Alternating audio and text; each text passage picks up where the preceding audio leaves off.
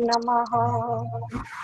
अखंड मंडलाकारं व्याप्तं येन चराचरं तत्पदं दर्शितं येन तस्मै श्री गुरुवे नमः।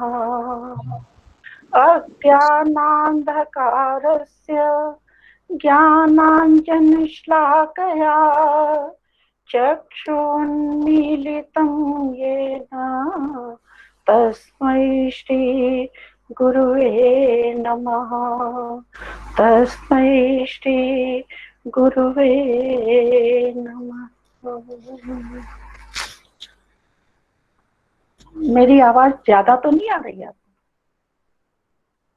आवाज तेज तो नहीं लग रही है? नहीं दीदी। ठीक है।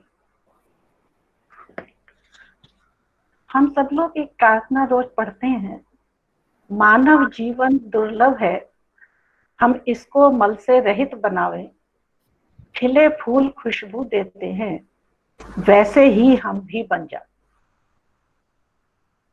ये मानव जीवन दुर्लभ है। दुर्लभ क्यों कहा गया है इसको?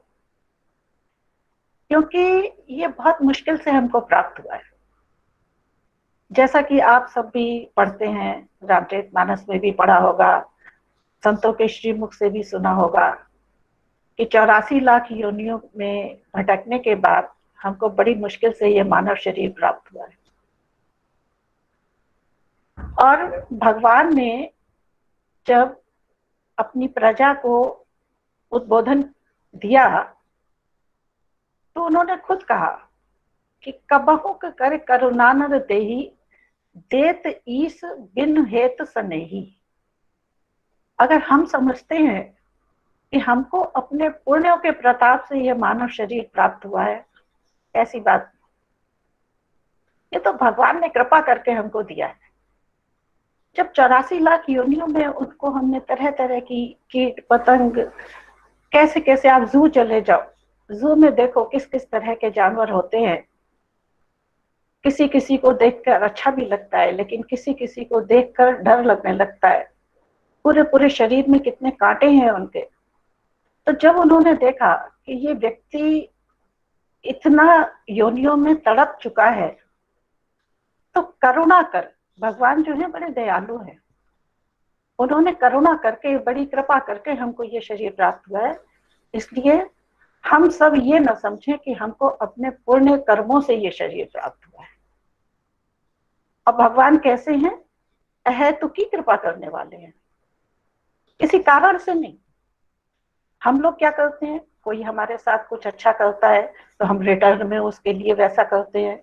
कोई हमारे साथ, कहते हैं ना, टिट फॉर टैट, जैसा वो हमारे लिए करेगा हम भी वैसा कर देंगे।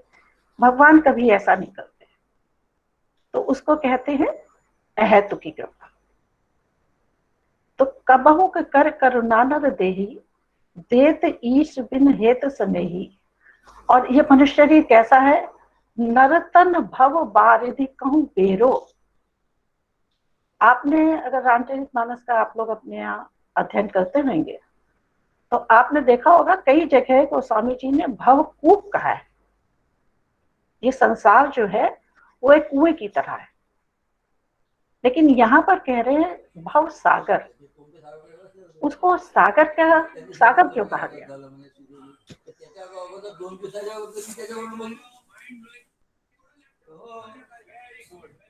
कोई प्रॉब्लम आ रही है? मुझे आपकी आवाज नहीं सुनाई दे रही है।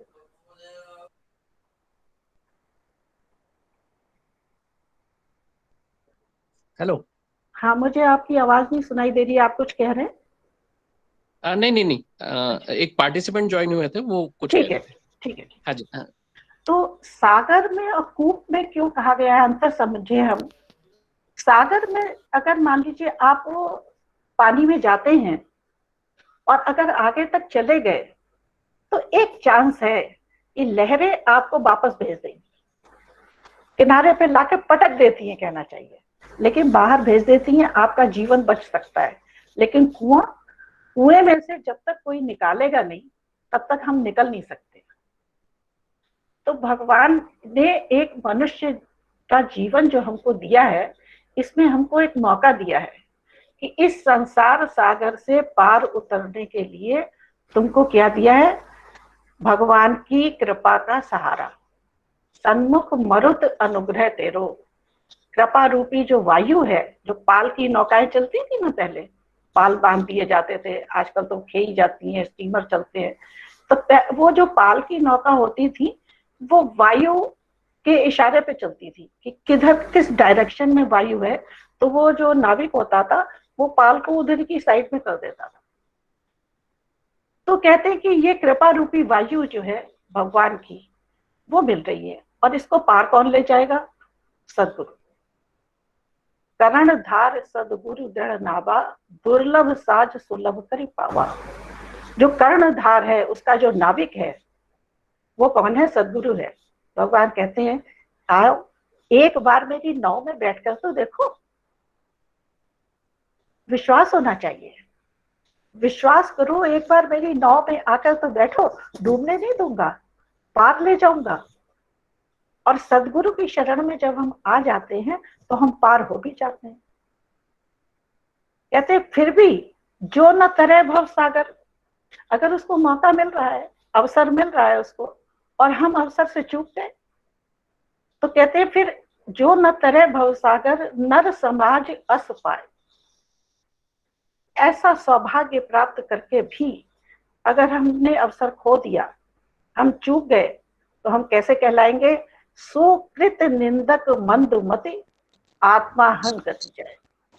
जैसे कोई अविवेकी व्यक्ति होता है ना, तो अगर कुछ परिस्थितियां ऐसी विषम आ जाती हैं कि वो अपना बैलेंस नहीं कर पाता है, तो क्या करता है? आत्महत्या कर लेता है। तो वो तो एक कहना चाहिए एक्साइटमेंट है, इमोशंस में ऐसा हो रहा है। लेकिन मनुष्य तो विवेकशील प्राणी है। भगवान ने उसको सब योनियों से अलग एक इतना कहना चाहिए बुद्धि और विवेक देकर भेजा है यहाँ पर। कहते हैं अगर हमको सारी सुविधा मिल रही है, सारा साज मिल रहा है, परमात्मा हमारे साथ है, गुरु हमारे साथ है, अगर फिर भी हमने उस अवसर का फायदा नहीं उठाया, तो हम कैसे हो जाएंगे? जैसे कोई व्यक्ति अपनी हत्या अपने आप कर देगा। लेकिन इस मानव जीवन में हमने मानव जीवन प्राप्त करके अपना कहना चाहिए कि ध्येय क्या बनाया। हमारी इच्छाएं तो हर व्यक्ति की होती हैं और अनंत होती हैं, और जो इच्छा जिस समय होती है वो बड़ी तीव्र होती है। ऐसा कोई व्यक्ति नहीं है जिसके मन में इच्छा उत्पन्न नहीं होती। अगर आप संत महात्मा की भी बात कह लें तो इच्छा उनके मन में भी उत्पन्न होती है। वो बात अलग है, उनको अपने सुख की इच्छा नहीं है, उनको भौतिक सुख की इच्छा नहीं है, उनको समाज के कल्याण की इच्छा है, उनको लोक कल्याण की इच्छा है, लेकिन इच्छा सबके अंदर है। अब जब इच्छा उत्पन्न हुई है तो उसको पूरा भी करना है। लेकिन अब इच्छा पूरी करने में हमको ये ध्यान रखना है कि ये जो इच्छा हमारी हो रही है, ये हमें कहाँ ले जाएगी। हम अगर इस इच्छा को पूरी करने में अपना समय लगाएंगे तो हम पाएंगे क्या? हमारे जीवन का ध्येय क्या है? जैसे कहते हैं ना, मनुष्य तो बन गए हम, मानव का जीवन तो हमें प्राप्त हो गया, लेकिन मनुष्य का जीवन पाना एक बात है, लेकिन मनुष्य होना बिल्कुल अलग बात है। जीवन हमने प्राप्त कर लिया, लेकिन हम अभी मनुष्य नहीं बने। उसका कारण क्या है? उसका कारण ये है कि हमारे जो ध्येय हैं वो बड़े अलग अलग हैं। आप तब सेवा सुविधा की साधना कर रहे हो, हम सभी लोग कर रहे हैं। तब किस लिए करते हैं? जिससे शरीर स्वस्थ रहे। सेवा किस लिए करते हैं? जिससे हमारा मन अनासक्त हो। सुमिरन किस लिए करते हैं? कि जिससे भगवान से हम एकाकार हो, भगवान के दिव्य अनुभूतियां हमको प्राप्त हो, हमारा मन उनमें लगे, इसलिए सुमिरन करते हैं। तो ये हमारा एक ध्येय बना। अब इस ध्येय की पूर्ति करने के लिए हम साधना करते हैं। तो ऐसे ही हमारे इस जीवन में हम पहले ये सोचें हमारा ध्येय क्या है, और उस ध्येय की पूर्ति के लिए जब हम काम करते हैं वो क्या कहलाता है, वो कहलाती है साधना। और जिसके द्वारा हम अपने उस ध्येय को पूर्ण करते हैं वो क्या कहलाता है, वो कहलाता है साधन। जैसे एक विद्यार्थी है, वो पढ़ रहा है और उसने सोचा कि मुझे आईएएस बनना है। अब आईएएस क्या हो गया बनना, उसका ध्येय बन गया। और इस ध्येय को पूरी करने के लिए वो क्या करेगा, साधना करेगा। अब साधना करने के लिए साधन चाहिए। साधन क्या होगा, साधन होगा शिक्षा को प्राप्त करना। मन लगा के उसको शिक्षा को प्राप्त करना पड़ेगा। लेकिन क्या मनुष्य शरीर, ये तो एक विद्यार्थी की साधारण बात हो गई। हम मनुष्य बने हैं तो हमने कभी क्या अकेलेपन में बैठकर सोचा है कि आखिर मनुष्य शरीर हमें प्राप्त हुआ है तो हम इसका यूटिलाइज क्या केवल खा के धन को इकट्ठा करके या धन अर्जित करने में, संपत्ति अर्जित करने में, वैभव समेटने में, क्या हम इसी में अपना पूरा जीवन बर्बाद कर दें? और अगर करना चाहते हैं तो हमारा ध्येय क्या होना चाहिए? तो ध्येय तो बहुत सारे होते हैं। जैसे मैंने अभी इस बात को मैं कंप्लीट करती हूँ कि आईएएस बनने के ध्येय जो है वो अपने क्या होते हैं, बदलते जाते हैं। आज एक ध्येय है तो कल वो क्या बन जाता है, वो साधन बन जाता है। जैसे एक व्यक्ति आईएएस बन गया, बनने के बाद अब वो आईएएस बनना उसका क्या हो गया, साधन हो गया। साध्य नहीं है, ये साध्य था उसका, लेकिन आईएएस बनने के बाद आईएएस होना साधन बन गया। क्यों?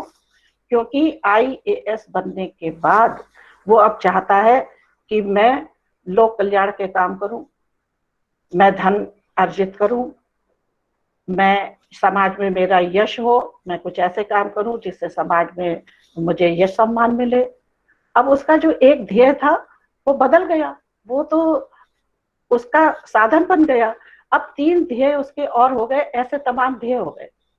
तो हम लोग भी क्या करते हैं, हमारे ध्येय जो हैं जीवन में रोज बदलते रहते हैं और हम उस ध्येय को पूरा करने में जो साधना करते हैं, उस साधना क्या करते हैं, जो असली ध्येय है उसको न जानकर इनको पूरा करने में अपना पूरा जीवन लगा देते हैं। तो जो आज आपका ध्येय है कल वो आपका साधन बन जाएगा। ये बात पहले तो अपने दिमाग में पूरी तरह से समझ लेनी चाहिए। हमारा असली साध्य क्या हो जो कभी परिवर्तित ना हो, जो हमारा साध्य है वो कभी साधन ना बन पाए। मैं समझ रही हूँ, मैं कुछ डिफिकल्ट तो नहीं बोल रही हूँ ना? आपसे पूछना चाहती हूँ, कुछ ऐसा तो नहीं है कि समझ में नहीं आ रहा हो? नहीं नहीं, समझ में आ रहा है मैडम, समझ में। ठीक है,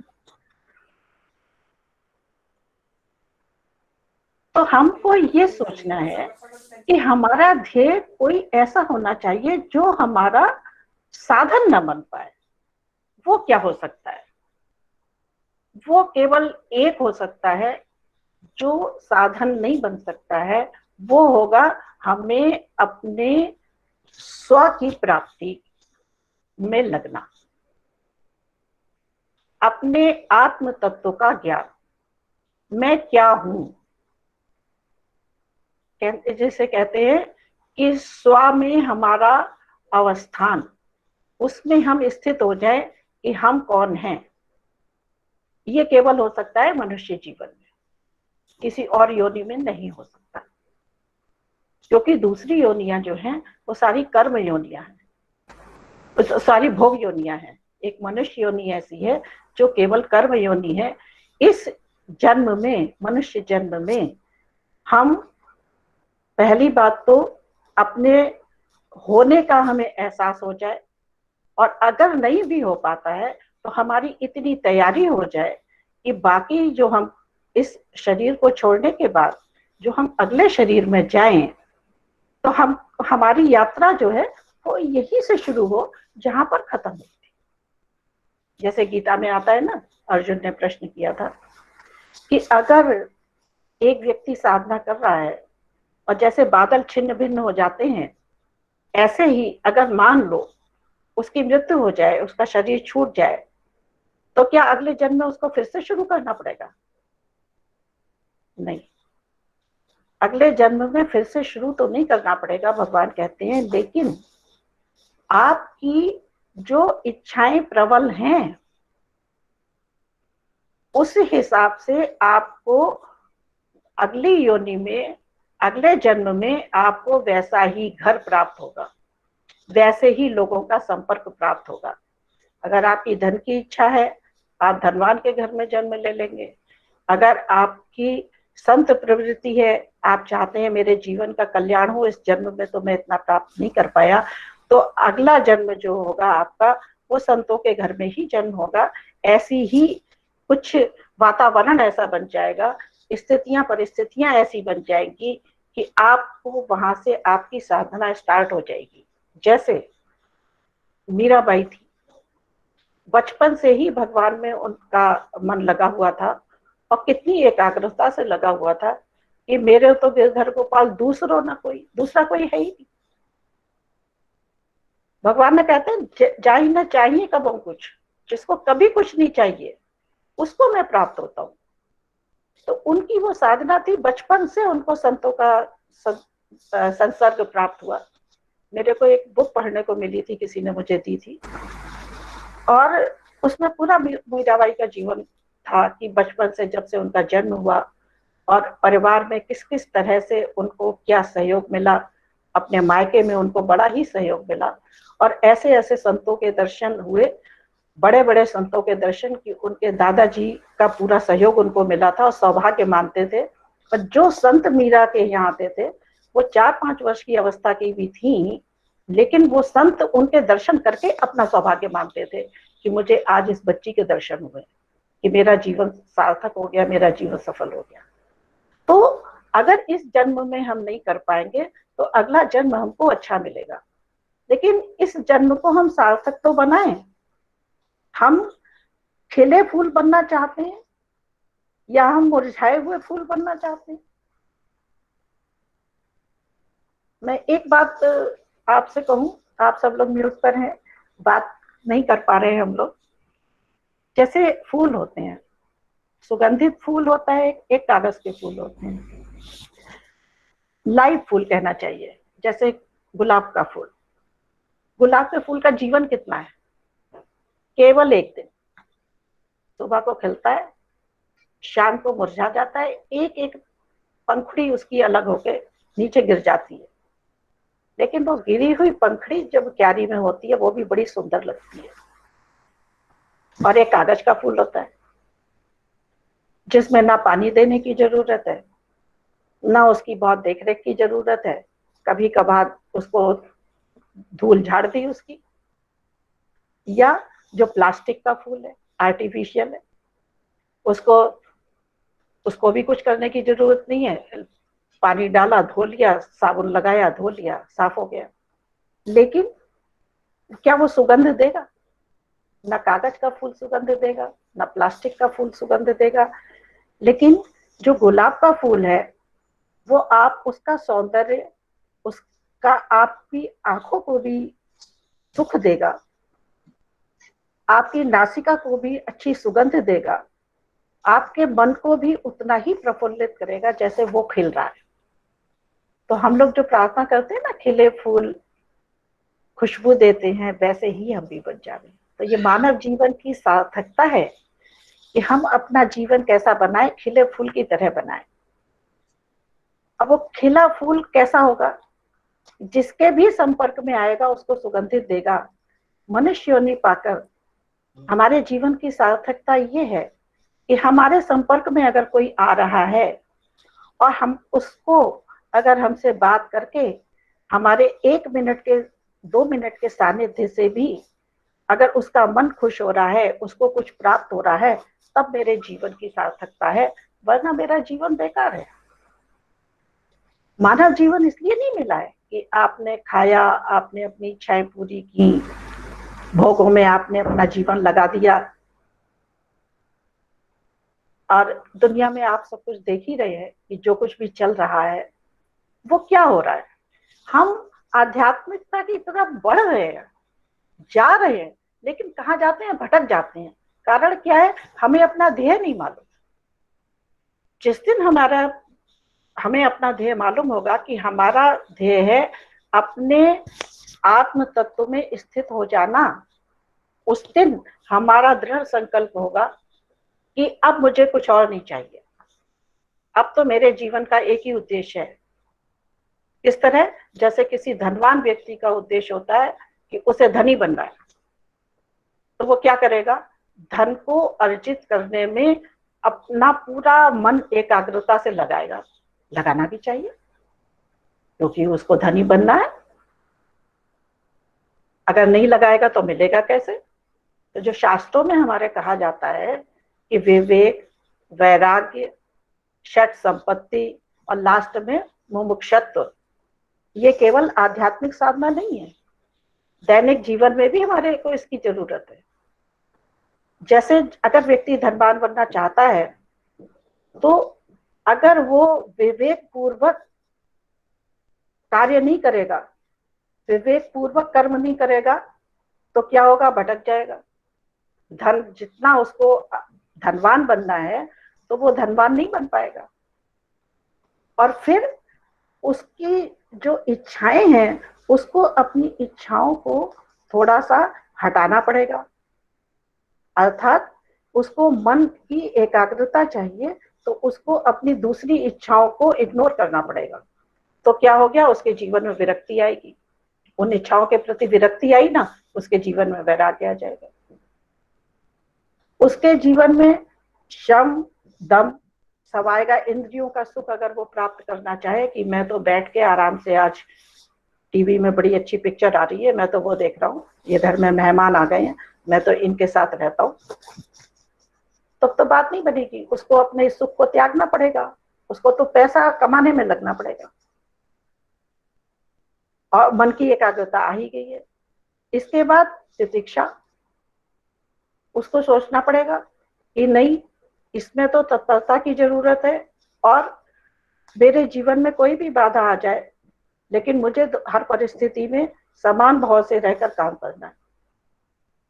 तो ये चीजें जो है वो केवल आध्यात्मिक जीवन में नहीं, लौकिक जीवन में भी काम आती हैं, दैनिक जीवन में भी काम आती हैं। इसीलिए जब हम मनुष्य शरीर हमको मिला है तो हम उस साधना में जब हम लगेंगे तो हमारे जीवन में कई बाधाएं आएंगी, लेकिन अगर हमने संकल्प कर लिया कि मुझे इस जीवन में अपने को, अपने होने को जानना है, तो कोई भी स्थिति आए हम उसी तरफ लग जाएंगे, उसको छोड़ेंगे नहीं। इसके लिए क्या है? रास्ता कौन दिखाता है? रास्ता दिखाता है गुरु। सबसे पहली बात तो हमने एक अपना ध्येय बनाए जो कभी बदलेगा नहीं, और बदलने वाले ध्येय अगर हम बनाएंगे तो वो कभी हमारा साधन बन जाएगा, और जीवन में हमें जो मनुष्य शरीर मिला है उस हिसाब से हम कुछ प्राप्त नहीं कर पाएंगे। तो जब सदगुरु मिलेगा हमको कोई, तो दो चीजें हमने वर्ण की। एक तो हमने अपना ध्येय वर्ण किया कि आत्म तत्व की प्राप्ति, और दूसरी किससे प्राप्त होगी? गुरु के बिना नहीं प्राप्त होगी। देखिए, आप अगर मान लीजिए किसी संत के सत्संग में जा रहे हैं और आपने कोई, आपका आध्यात्मिक प्रश्न है, आपने किया, तो आपको उसका उत्तर मिल जाएगा। और किसी भी संत का आप सत्संग सुनेंगे, आपको अच्छी बात सुनने को मिल जाएगी, लेकिन उससे आपका जीवन नहीं बदलेगा। जीवन बदलने का मतलब आपको आत्म तत्व की प्राप्ति नहीं होगी, क्योंकि आपने जो पूछा उसका उत्तर आपको मिल गया।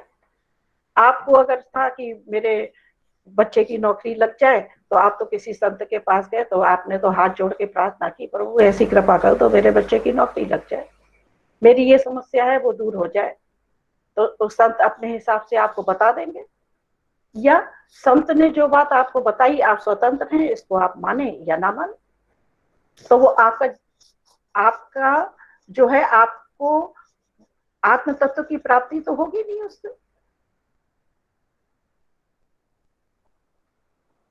जो सदगुरु है उसमें आपको दृढ़ आस्था करनी पड़ेगी, आपको दृढ़ निष्ठा रखनी पड़ेगी। उसमें आपकी स्वतंत्रता नहीं होगी कि आप इसकी बात माने या नहीं माने, उसको आपको उनकी बात माननी ही होगी, क्योंकि उन्होंने आपका हाथ पकड़ लिया है। और भगवान ने आपको भेजा ही इसीलिए था मनुष्य शरीर में कि मैं तुमको अपने रूप में भेज रहा हूं। जो कहा जाता है कि ईश्वर अंश जीव अविनाशी, ईश्वर का अंश नहीं है मनुष्य, ईश्वर ही है। क्योंकि आगे कहते हैं चेतन अमल सहज सुख राशि। चेतन कौन है? परमात्मा। हम तो चेतन नहीं, प्राण निकल जाएंगे तो चले जाएंगे, लेकिन जो अंदर बैठा हुआ है, जिसके कारण हमारी वाणी निकल रही है, जिसके कारण हम आपको देख पा रहे हैं, जिसके कारण हम संसार के सुखों का अनुभव कर पा रहे हैं, वो तो चेतन है ना। तो हमको जब अपने आत्मज्ञान हो जाएगा तो हमको उसी चेतन की अनुभूति हो जाएगी, तब हम चेतन कहला सकते हैं। चेतन तो केवल परमात्मा ही है। उस समय हमको आभास होगा कि हम और वो अलग नहीं है, हम और वो तो एक ही है। चेतन अमल, अमल माने मल रहित, निर्विकार। निर्विकार कौन है? केवल परमात्मा। मनुष्य तो विकारों का घर है। और सहज सुख राशि, वो तो सुखों का भंडार है, सहज सुख का भंडार है वो। हम तो जरा जरा सी विषम परिस्थिति आती है, रोने लगते हैं, चिल्लाने लगते हैं, शिकायतें करने लगते हैं, उल्लाने करने लगते हैं, परेशान हो जाते हैं, भूख प्यास खत्म हो जाती है, नींद नहीं आती है रात रात भर। हाँ, अंश बना के भेजा है ना उसने, छोटा सा कहते हैं, वो कहता है अंश बना के भेजा है। लेकिन जब हम अपने स्वरूप में स्थित हो जाएंगे, तब हमको इस बात का एहसास होगा कि हम अंश नहीं है परमात्मा के, हम तो स्वयं ही परमात्मा रूप है और मेरा नाश होता नहीं। तो इसकी हमें अनुभूति करनी है। आप ये मत समझना मुझे इसकी अनुभूति हो गई है, मैं इसको समझने का प्रयास कर रही हूँ, इसीलिए आपसे संवाद कर रही हूँ। मैं आपको उपदेश नहीं कर रही हूँ, मैं आपसे संवाद कर रही हूँ, आपसे बात कर रही हूँ। मैं अपनी बात जो मुझे समझ में आ रही है, मैं उस बात को आपके सामने कह रही हूँ। और बड़ी वेदना होती है अंदर से कि ये सब बात मुझे पहले क्यों नहीं पता लगी। इतने उम्र तो निकल गई, अब तो उम्र के आखिरी पड़ाव पर बैठे हुए हैं, आज कोई समझाने वाला मिला जो ठोक ठोक के हमको कह रहा है नहीं, आपको ये ऐसा समझना है, ऐसा करना है, वही हमारा सदगुरु है, जो हमको इस स्थिति तक ले जाने की जिसने सौगंध खा ली है। ये नहीं कि गुरु बदल गया, गुरु नहीं बदलता है, गुरु कभी नहीं बदलता है। गुरु तो एक होता है, जो होता है वो होता है, लेकिन सीख हम किसी से भी सकते हैं, बस ये बात होती है। आप 5वीं क्लास में पढ़ रहे हैं, अगर आपका स्कूल 5वीं क्लास तक है तो आप दूसरे स्कूल में एडमिशन तो लोगे ना। और एडमिशन ना भी लिया तो कोई बात नहीं, आपकी आगे पढ़ने की इच्छा है तो आप किसी के संपर्क में तो आओगे ना।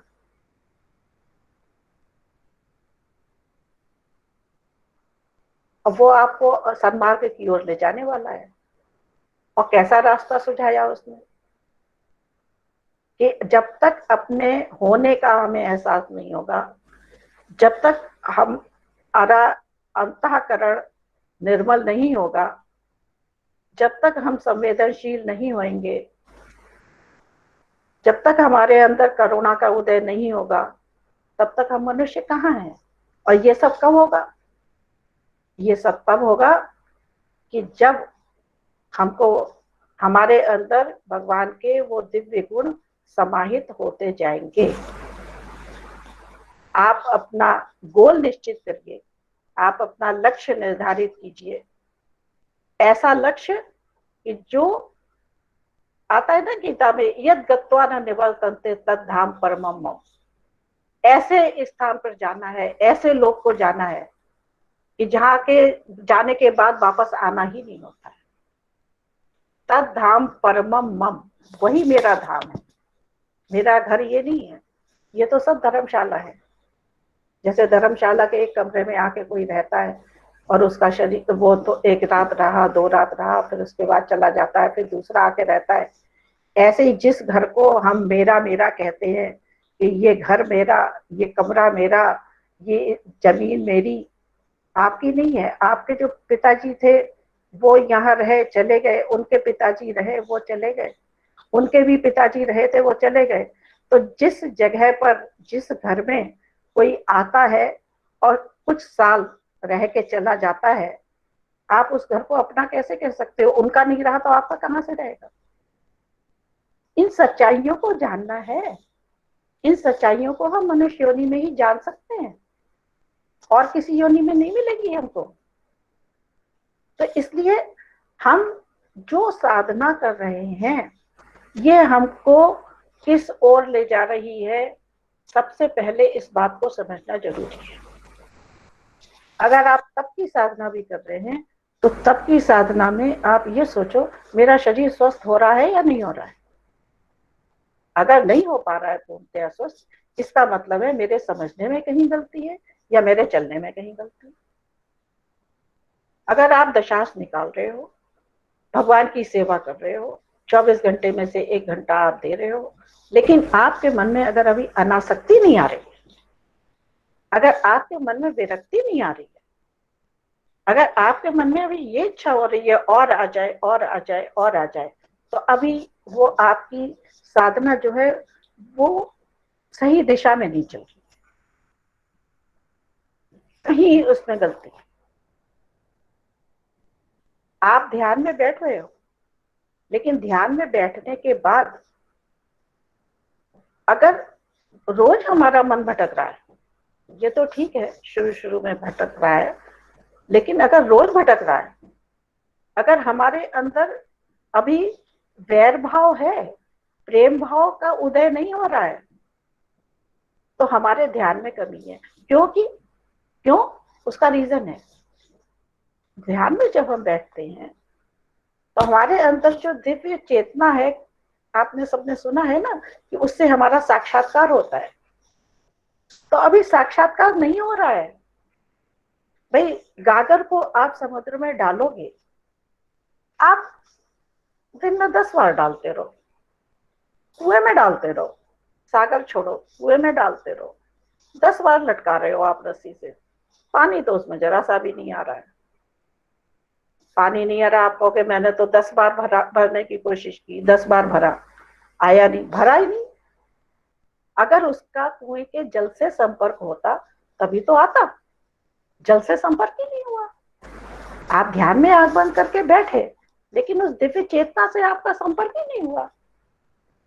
सालों हो गए अगर आपको बैठते हुए, तो अगर संपर्क होता तो कुछ कण तो मिलते हैं उसके।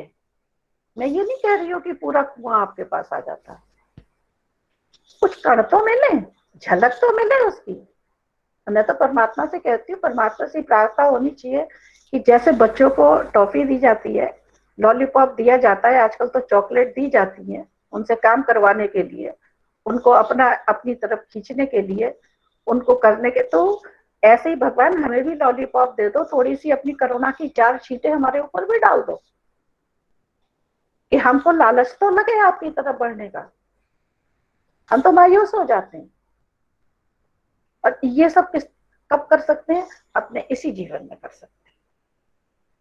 हम अपना लक्ष्य निर्धारित करें, हमारा लक्ष्य क्या होना चाहिए, और बुद्धि भगवान ने हमको दी है, विवेक भगवान ने हमको दिया है। विवेक का मतलब सही और गलत की पहचान। और आप सब जानते हैं कि मनुष्य विवेकशील प्राणी है, केवल कहने के लिए नहीं है, वो एक्चुअल है। और विवेक होने के बाद अगर हम सही और गलत का निर्णय नहीं कर पा रहे हैं, तो ये हमारी गलती है। संत तो हमें चेतावनी दे रहे हैं, परमात्मा तो हमें चेतावनी दे रहे हैं। हम लोग सब राम और कृष्ण को मानने वाले हैं।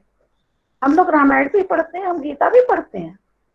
गीता में हम लोग पढ़ते हैं, उद्धरेद आत्मनात्मानम नात्मानम और साधयेत आत्मयात्मनो बंधु। आत्मैव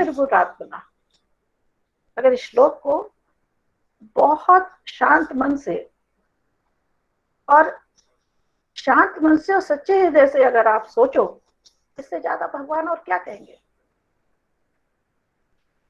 कि आप अपने द्वारा अपना उद्धार कर सकते हो। और ये सत्य बात है। मेरे सामने बड़ा स्वादिष्ट भोजन आपने बना के रखा मेरी इच्छा के अनुसार, और मैं उसको ना खाऊं। चलो, आप मुझ पे कृपा और भी कर सकते हो, मुझे आप अपने हाथ से भी खिला सकते हो, और मैं मुंह ही ना चलाऊं, मैं उसका स्वाद कैसे ले पाऊंगी? तो मैं तो भूखी रह जाऊंगी।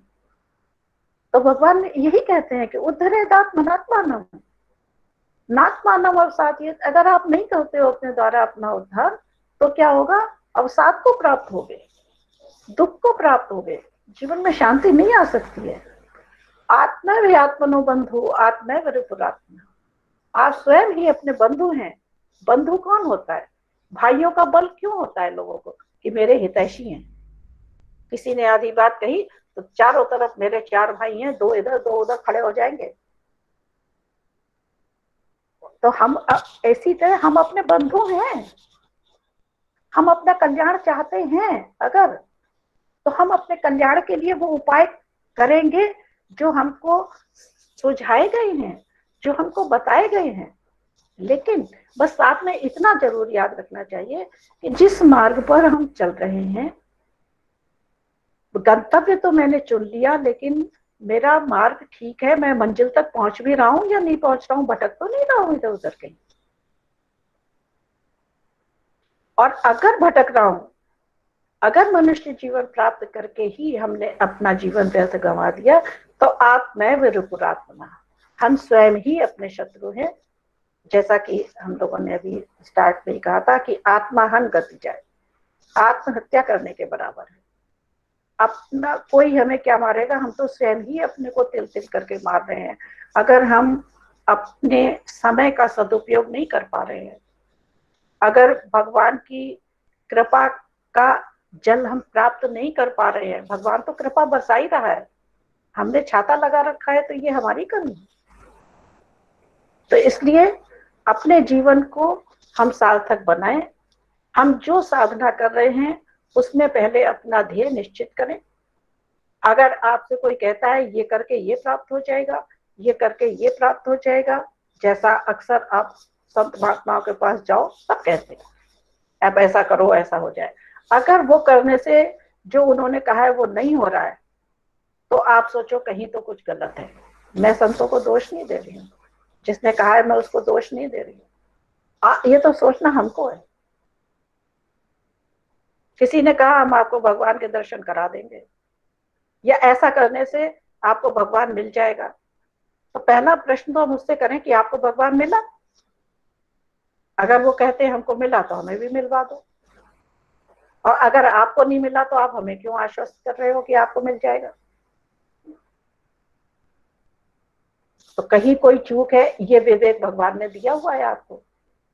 आप जो भी साधना कर रहे हैं, उस साधना में अपने लक्ष्य का निर्धारित करें।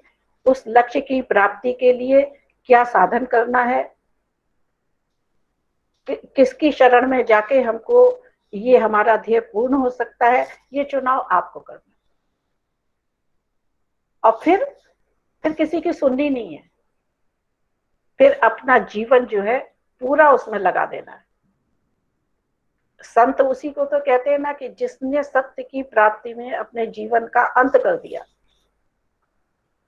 सत्य की प्राप्ति में नहीं मिला तो नहीं मिला, इस जीवन में नहीं मिलेगा तो कोई बात नहीं, मैं अपनी तैयारी कर रहा हूँ, अगले जन्म में मिल जाएगा, लेकिन मुझे परमात्मा को प्राप्त करके ही रहना है। खाली उपासना करके नहीं, खाली ध्यान करके नहीं कि आपने उपासना करी, आपने ध्यान करा और आप लोग समझें कि आपको आत्म तत्व की प्राप्ति हो जाएगी, नहीं होगी। श्रद्धावान लभते ज्ञानम, उस ज्ञान की जब प्राप्ति होगी, वो गुरु जो आपको तत्वदर्शी गुरु का सानिध्य मिलेगा, उसी की शरण में आके आपको उस ज्ञान की प्राप्ति होगी। तो इसलिए जो जीवन हमको प्राप्त हुआ है, हम इस जीवन में अपने एक एक पल का सदुपयोग करें। मैं ये नहीं कह रही हूँ कि आप भौतिक सुखों को सारे को त्याग करके आप ये करो, पहले अपना लक्ष्य निर्धारित करो, उसको करने के साथ साथ इसको भी करना है। और जब जिस चीज में प्रेम उत्पन्न होता है तो दूसरी चीज से मन हटने लगता है। संसार का भोग करो, प्रेम परमात्मा से करो, धीरे धीरे संसार के भोगों से मन विरक्त होता जाएगा। मन विरक्त होता जाएगा। जिस दिन आपको इसकी अनुभूति होने लगे तो समझो मेरी रास्ता ठीक है, मेरी दिशा ठीक है, मैं ठीक दिशा में चल रहा हूँ, अपने गंतव्य को, अपने प्राप्तव्य को प्राप्त कर लूंगा, गंतव्य पर मैं पहुंच जाऊंगा। बस इतना ही कहना चाहूंगा।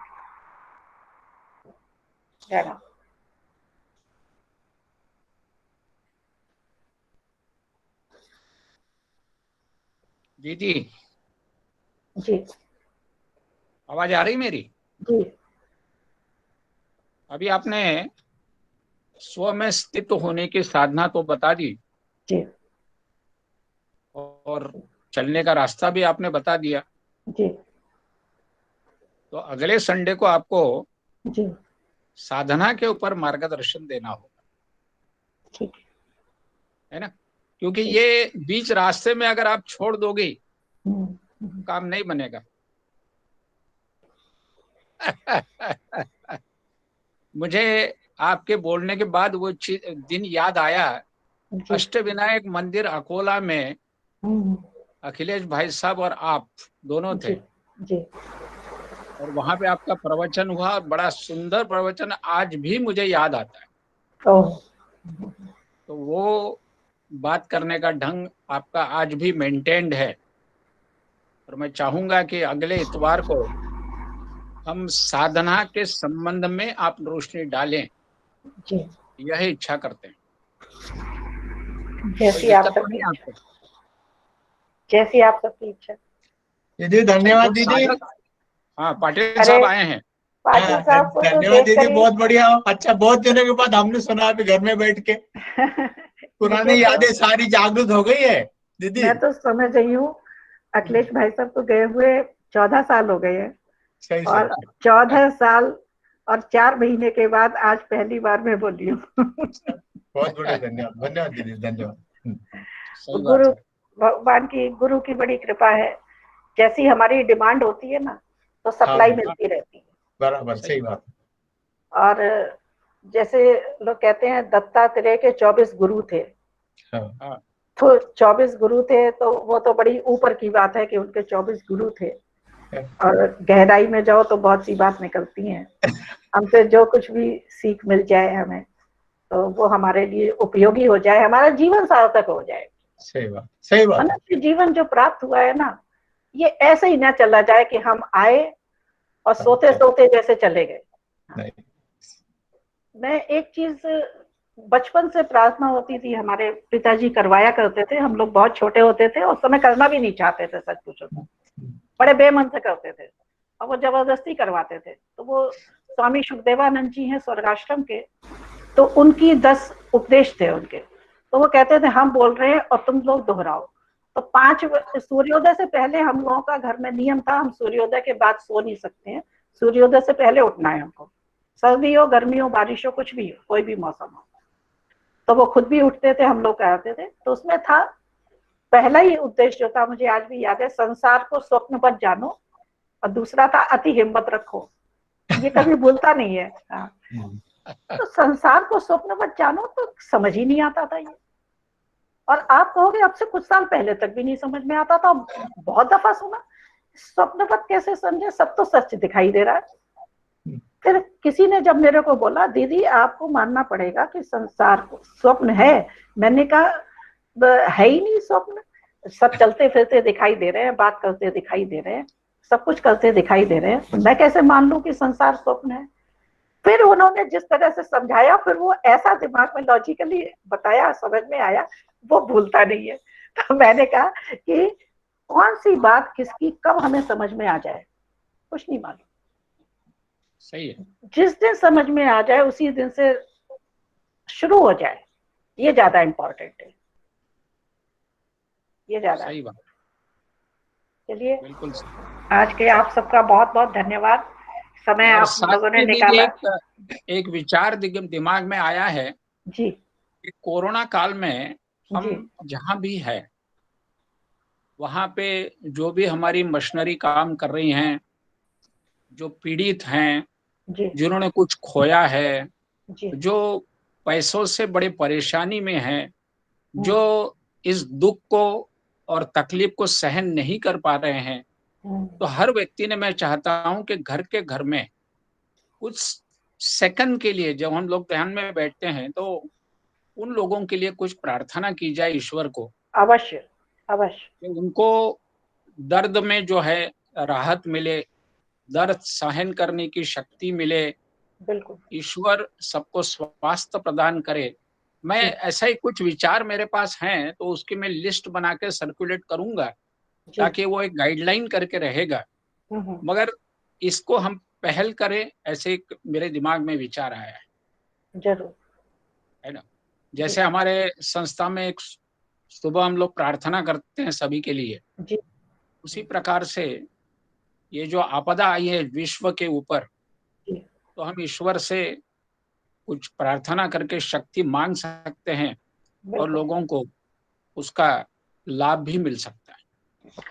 देखिए, शक्ति, सर्वशक्तिमान तो ईश्वर ही है, और बिल्कुल सही, बिल्कुल वही सब कुछ कर सकता है। श्री सही बात। रामचरितमानस में जब गोस्वामी जी ने उस महाकाव्य की रचना प्रारंभ की थी, जी तो उन्होंने सबसे पहले जो वंदना की है, वर्णा नाम अर्थ संघा नाम रसा नाम छंद सामपि मंगला नाम चकरतारव वंदे वाणी विनायको। तो जी खाली इसका नहीं, बड़ी गहरी ये उन्होंने प्रार्थना की है। तो वो जी उन्होंने एक एक अक्षर में, एक एक वर्ण में, उसके शब्द में, उस शब्दों में जो अर्थ निहित है उसमें उन्होंने शक्ति मांगी, कि मतलब शक्ति उसमें आप जागृत कर सकते हो, कि आप उस शक्ति को जागृत करो। और एक काम और हाँ, भगवान कहते सोचते हैं, वो क्या है? कहते हैं मंगला नाम चक्रधर। हाँ, ये जो मैं लिखने जा रहा हूं, ये सबका मंगल करने वाला बने। बराबर।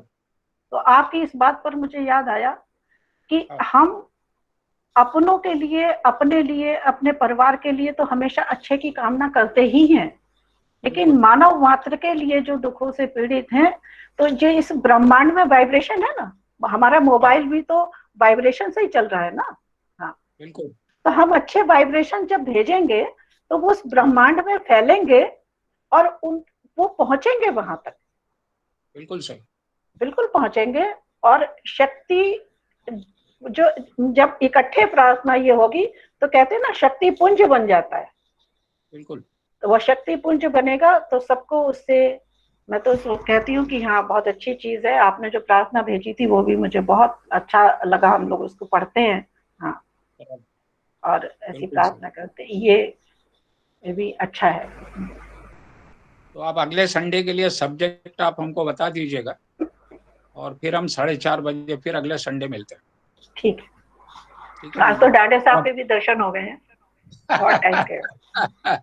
नमस्कार, प्रणाम। नमस्कार, प्रणाम दीदी, धन्यवाद। नमस्कार, धन्यवाद। ठीक है, मैं आप सबको प्रणाम कर रही हूँ। प्रणाम। प्रणाम प्रणाम प्रणाम आंटी। प्रणाम। प्रणाम।